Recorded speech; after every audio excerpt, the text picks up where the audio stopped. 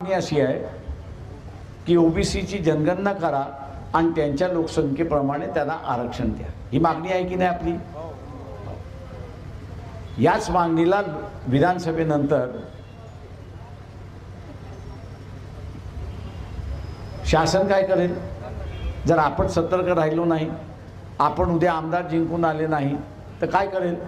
याच मागणीला धरेल की ज्यात जनगणना झाली पाहिजे आणि त्याच्यामध्ये एक जोडेल की ही जात गणना जोपर्यंत होत नाही तोपर्यंत आरक्षणाला स्थगिती देण्यात आली। सुप्रीम कोर्टाच्या एका निर्णयामध्ये नगरपालिका, महानगरपालिका, ग्रामपंचायती, जिल्हा परिषदा, पंचायत समिती यांच्यामधलं आरक्षण थांबलंय की चालू आहे? थांबलंय ना।